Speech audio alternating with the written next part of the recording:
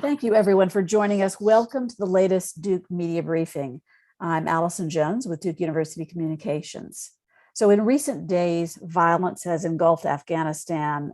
The withdrawal of American troops has been followed by the Taliban solidifying its hold on the country, seizing control of Kabul and other cities, the Afghan president fleeing the country. With us today to discuss these events in Afghanistan is David Shanzer, an expert on counterterrorism strategy, counterterrorism law, and homeland security at Duke University. He's a professor at the Sanford School of Public Policy at Duke University, where he also directs the Triangle Center on Terrorism and Homeland Security. So David, in recent days, as we were saying, the Taliban has moved very rapidly to secure its hold on Afghanistan, and the country has been the scene of chaos. We've seen images of violence and panic, the image of desperate people clinging to sides of US military aircraft in an attempt to flee the country. How should Americans interpret all that they're seeing? Well, it's a tragedy, of course. Many people in Afghanistan invested themselves in attempting to build a better life, a better system of government, and to resist the Taliban, who had governed the country with brutality and horror and a reign of terror when it held power, prior to our invasion in 2001. So it's absolutely tragic for those individuals that this project, which we have been at for 20 years, to try to build a sustainable, decent government capable of defending itself from the Taliban and other foreign powers, ultimately failed. It was not successful. It was not sustainable. And therefore, the Taliban was able to take over. What are the immediate security concerns on the ground in Afghanistan for US personnel and for those Afghans who cooperated with the US? Well, first of all lives who are at risk are, it's tragic. Of course, the United States is focused principally on its own personnel, as well as those people who cooperated quite closely, were employees and have indeed been issued, special visas to leave the country. And it looks like we have gotten the US personnel and embassy personnel out, but we probably left too many people behind, Afghans who cooperated with us. And that is a result of how quickly things unfolded, the fact that we weren't able to anticipate that things would happen so quickly, resulting in the chaos. So moving on to questions, thank you to those who have submitted questions in advance. You can also pose questions via the Q&A window at any time, and you can raise your hand in Zoom to ask your question live. If you're calling in by phone, you can raise your hand by pressing *9. Thanks also to those who are watching on YouTube. Please like and subscribe. So Professor Shanzer, we have received some questions in advance. First of all, why did the Afghan army collapse so quickly? Well, the current government is, all of the governments in Afghanistan have been plagued with problems, deep problems, since 2001. Of course, the Taliban was deeply problematic before then, but all of them have been plagued with different levels of incompetence and corruption. Ultimately, if you're going to withstand an insurgency, the people have to be behind the government. And these governments, and especially the one that's been in power, the last couple of years, have not had sufficient legitimacy and support from the populace, and have been even more corrupt and more incompetent. They have not been paying the troops. They have not been sending them with proper equipment, despite the American levels of support. And so if you're not being paid, if you believe that the government that you're fighting for is corrupted, And I'd also like to say that I think what transpired, prior to this initial episode was with the Trump administration engaging in direct negotiations with the Taliban over the last 3 or 4 years, leading to an agreement between the Taliban and the Afghan government, but between the United States and the Taliban. We negotiated a withdrawal agreement, and we left the Afghan government on the side. And I think this sent a very, very clear message to all the people that this government was powerless. It was a paper tiger. It didn't have the support of even its principal patron, the United States. It was a humiliation and we negotiated a withdrawal without any conditions. We said we were leaving, no matter what the Taliban did, no matter whether they had legitimate peace talks with the actual government of Afghanistan. It was a travesty. So who could be surprised that this government that had no power, who had been abandoned by its own patron, and indeed, all of the promises that the Taliban made in the Trump agreement to not allow al-Qaida to be part of the country, to not target American forces, all of them were broken, and the Taliban paid no penalty for that. So who would fight for that government? There was no future. The Taliban, the US was leaving and the Taliban were going to win. Yes, they were trained, they had equipment and so on, but there was no deep allegiance to a cause, a nation that would make you fight, and they melted away. Great points. And yet it does seem as if many have been surprised, at least by the rapidity of the actions in recent days. Why didn't the US see this coming? I don't know. I wasn't in the room where the projections were made, where the advice was given to the president about how quickly things would fall apart. There appears to have been within our military and our intelligence a view that these forces were large enough, they were sufficiently well equipped, and they were sufficiently trained to stave off the Taliban for at least a period of time, months, years. And that must have been what was told to the president, because he came out and he made a statement, I believe in July, that it was not inevitable that the Taliban was going to take over and that the Afghan government was going to fall. So he must have been told that was the best views of those who were on the ground. And it turned out that was wrong. Was US withdrawal a mistake in your view? No, I don't think so. Our interest in Afghanistan, the Taliban ruled Afghanistan terribly for many years before 9/11, but they did not present a direct threat to the United States. The threat that they created was by allowing al-Qaida to have a safe haven in Afghanistan and launch attacks. The embassy attacked in 1998 in Kenya and Tanzania, the USS Cole, and of course 9/11 from this territory. And many are saying, well, now that the Taliban's back, that they will, al-Qaida will inevitably infiltrate and will be exactly where we were back, as vulnerable as we were prior to 9/11. And I just disagree with that. I don't think we had a long-term interest in sustaining this government indefinitely over time that did not have the support of the people, that was deeply corrupted.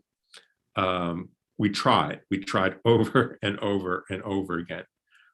So it's an absolute tragedy, but we have a lot more capability now than we did 20 years ago to address the threat from al-Qaida, a lot more awareness, a lot more focus, institutions that didn't even exist, Department of Homeland Security, the Director of National Intelligence, intelligence sharing operations with other countries.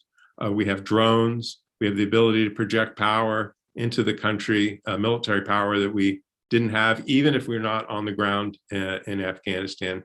Whether that will be sufficient to protect the homeland, there's certainly heightened risk, but I think the likelihood is that it will be sufficient. So I don't think withdrawal was a mistake. I think 3 successive presidents, 75% of the American public, that might dip after we see this chaos. But if there's no attacks on the homeland spawning from Afghanistan in 3, 5, 10 years, I think we'll look back on it and said, this was the right choice. If we do, then people will say the withdrawal was a mistake. And to clarify, you touched on this, but we had some questions about the security threat to the U.S. now that the Taliban has taken over. I'm hearing you say perhaps that's less of a concern than some might think. Well, again, everybody's making predictions. The easy thing to say is that, oh yeah, al-Qaida is going to come back and the Taliban's going to let them in and they're going to start aggressively attacking America, American interests, the West, and so on. We just don't know. If you look at from the perspective of what's in the Taliban's interests, I'm not sure why they would want to rerun the history of 2001 and 2002. They allowed al-Qaida to launch 9/11. They provide them safe harbor. When the United States said, turn them over, or we're going to defeat you militarily, they didn't, and look what happened. So this was not good for the Taliban. They made the promises in the Trump agreement that they would, tell it's interesting, if you look back at the language of this agreement, we couldn't even get an agreement. We couldn't even get the Taliban to agree that they would not, support them militarily or provide funding or military equipment to them. All the agreement says is that the Taliban would send a message to al-Qaida that it had no place in the future of Afghanistan. Putting that aside, I don't believe any of those promises, but I think if you look at a raw calculation of what's in the Taliban's interests, it's really unclear to me why they would have any benefit from allowing the United States or the al-Qaida or other groups to come into Afghanistan and launch attacks from there against the West, because they'll only lead to retribution against the Taliban government. And they've been fighting for 20 years against the foreign occupation and foreign intervention. Why invite more foreign intervention by allowing these groups to run rampant and engage in violence against Western targets? I don't really see the logic of that. Interesting. So I think I hear you saying that the withdrawal itself was not a mistake, but maybe the how was problematic. It's how the withdrawal happened. Well, there's nobody in the US government wanted this kind of chaotic departure.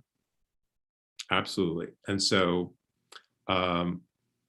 they charted a timeline. It was working. We were getting the bulk of our infrastructure out in an orderly fashion, but the army, the Afghan army, just melted away. It just collapsed far more quickly than anybody imagined, and that has led to this level of chaos. And what should we expect next? Do you expect worse days ahead in Afghanistan? Well, we'll just have to see what the Taliban's designs are. Do they want to start this next period? They are going to try to govern this country. They're great fighters. They've shown that. That's what they do really well. Now the question is, they're not very good at governing in any way that, in 2001, when the United States came in, Afghanistan, the gross domestic product in Afghanistan was 114 per capita. It was $114. It ranked 195th out of, 195 countries in the world. So the Taliban was doing a rotten job governing the country. they've had 20 years to think about that, and they've been preoccupied mostly with how to militarily achieve their objectives. But they had to be thinking a little bit about what they wanted to do to actually govern the country.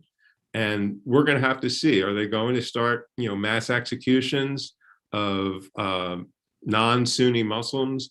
Or are they going to, allow for the, how they're going to treat women? And is it going to be exactly the same as they did 20 years ago?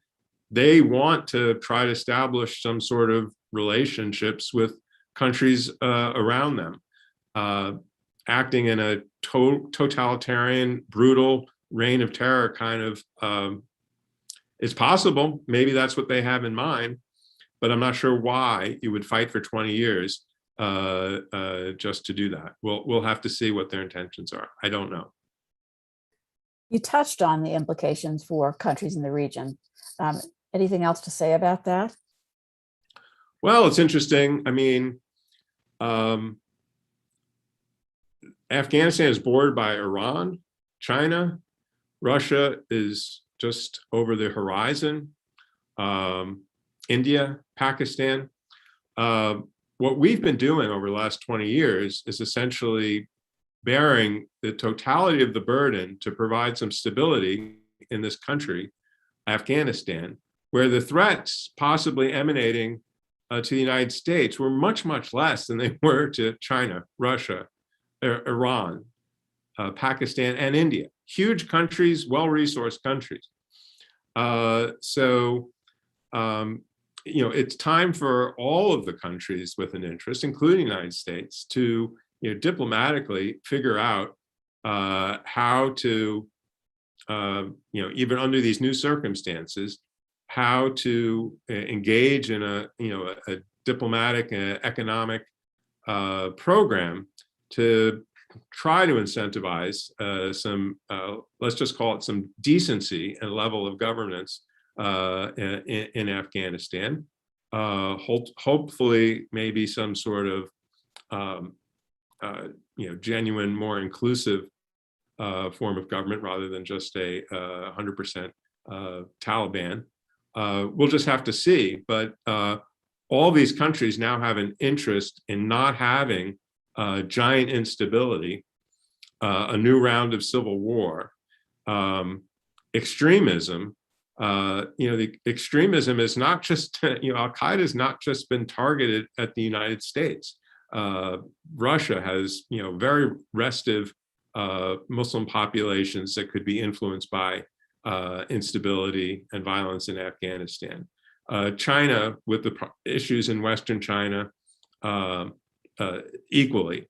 So none of these countries want to have a hotbed of terrorism, instability, and civil war on their borders. So it's really time for them to start to step up and make a contribution to trying to provide some decency and stability in this region. Interesting point.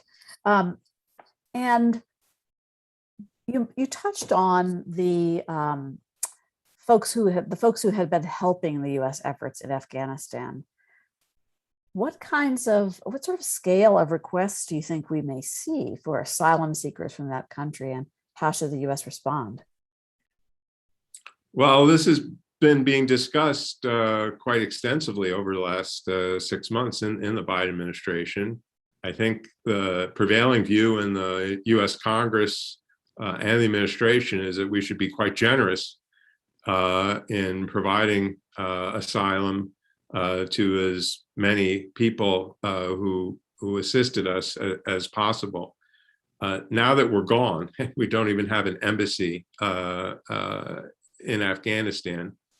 I don't know how much we're going to be able to do for the people who are there and didn't get out. But my view is we should continue to, make extraordinary efforts to protect as many people who aided us at the risk of their lives and their families' lives as we can. And a reminder that if you have questions, you can post those in the Q&A, or you can raise your hand in Zoom. We've had a question from one reporter who asks, how would you compare the fall of Kabul to that of Saigon during the Vietnam War? Well, certainly the scenes from the airport of chaos and hundreds, maybe thousands of Afghans trying to desperately even cling to airplanes, that does have some reminiscent imagery of the helicopters leaving the embassy in Saigon. But these were different wars at different times, and different interests were being balanced, different kinds of American efforts.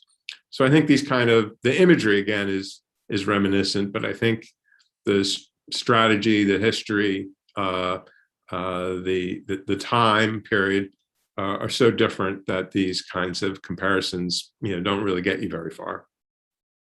What does this mean, if anything, for Iraq and Syria? Well, it's interesting. The Biden administration has made a decision to maintain troop levels. They've redefined the mission in Iraq, but we're committed, and the government is accepting those troops to remain in Iraq. And they did that at the same time as they made the decision to 100% withdraw from Afghanistan. Again, I believe that's just about a balancing of interests. Iraq continues to be in a deeply strategic area, a huge border on Iran, where we have, of course, a bitter and deep rivalry and fraught relationship with. We still rely on the flow of oil in the Middle East, despite the climate crisis and despite our decreasing dependence. And we have other allies in the region that border Iraq. So it's a more strategic area, and it requires, the Biden administration has made the judgment that it requires a continued troop presence. I really don't believe that our strategy to withdraw from Afghanistan was based on a certainty that the Afghan government would be able to stay in power indefinitely. I think the Biden administration must have known that ultimately the Taliban had a high likelihood of winning, and it made the decision to withdraw anyway. And as I said before, I believe it did that because it believed that our counterterrorism interests in Afghanistan could be dealt with without our presence. And other than that, our interests in Afghanistan were pretty slim. So if you make the comparison of US interests between Iraq and Afghanistan, also ISIS is still a deep threat in that region.